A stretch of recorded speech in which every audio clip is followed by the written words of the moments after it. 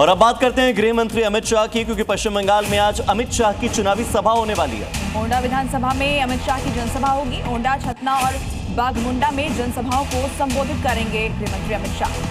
तो एक तरफ प्रधानमंत्री नरेंद्र मोदी की 3 जनसभाएं हैं, दूसरी तरफ अमित शाह 3 सीटों पर रैली करने वाले हैं और बंगाल में बीजेपी के पक्ष में माहौल बनाने वाले हैं। पश्चिम बंगाल चुनाव में हिंसा की आशंका बनी रहती है और इस चिंता को दूर करने के लिए चुनाव आयोग ने खास प्लान तैयार किया है। वोटिंग से पहले उस पर काम जारी भी है।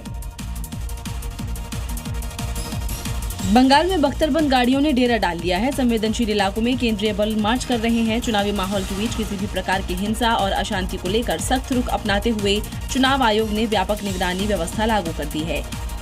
ये तस्वीर मिदनापुर की है, जहां रात में भी सुरक्षा बल अलर्ट मोड में दिखे हैं और सड़कों पर मार्च किया। कोई भी उपद्रवी हिंसा को अंजाम दे इससे पहले ही सुरक्षा को टाइट कर दिया गया है।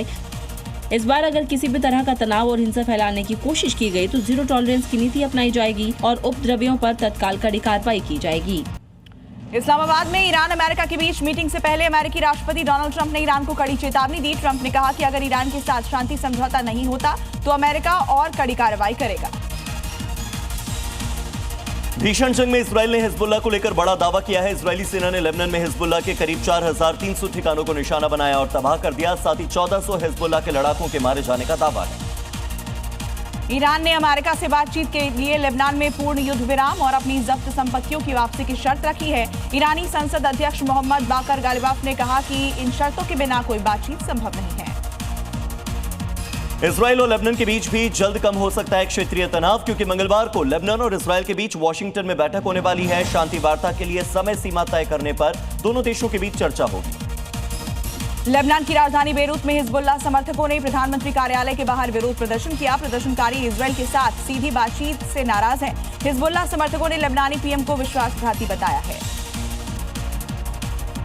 ईरान और अमेरिका के बीच सीज फायर के मुद्दे पर पाकिस्तान के इस्लामाबाद में अहम बैठक होने वाली है। ईरान का प्रतिनिधिमंडल बीती रात ही इस्लामाबाद पहुंच गया। इस्लामाबाद में सुरक्षा के बेहद कड़े इंतजाम हैं। चप्पे चप्पे पर सुरक्षा बलों की तैनाती की गई है। विधानसभा चुनाव के लिए सभी पार्टियों ने अपना चुनाव प्रचार तेज कर दिया है। पश्चिम बंगाल में प्रधानमंत्री नरेंद्र मोदी आज 3 जनसभाओं को संबोधित करेंगे। काठुआ, जंगीपुर और दिनाजपुर में चुनावी रैलियों के दौरान पार्टी के लिए वोट मांगेंगे। उत्तर प्रदेश के मुख्यमंत्री योगी आदित्यनाथ का आज लखीमपुर का दौरा है। मुख्यमंत्री करीब 1311 करोड़ रुपए की विकास की 538 परियोजनाओं का लोकार्पण और शिलान्यास करेंगे। साथ ही अधिकारियों के साथ विकास कार्यों पर योगी आदित्यनाथ चर्चा भी करेंगे। वृंदावन के यमुना में नाव पलटने से 10 श्रद्धालुओं की मौत हो गई। मृतकों में लुधियाना और जगरांव के एक ही परिवार के 7 सदस्य शामिल हैं।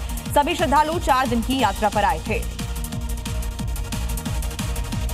अमेरिकी स्पेस एजेंसी नासा का मिशन आर्टेमिस 2 सफलतापूर्वक पूरा हो चुका है। मिशन में शामिल 4 अंतरिक्ष यात्री सुरक्षित धरती पर वापस लौट आए हैं। स्प्लैशडाउन सैन डिएगो तट से करीब 40 से 60 मील की दूरी पर प्रशांत महासागर के बीच हुआ।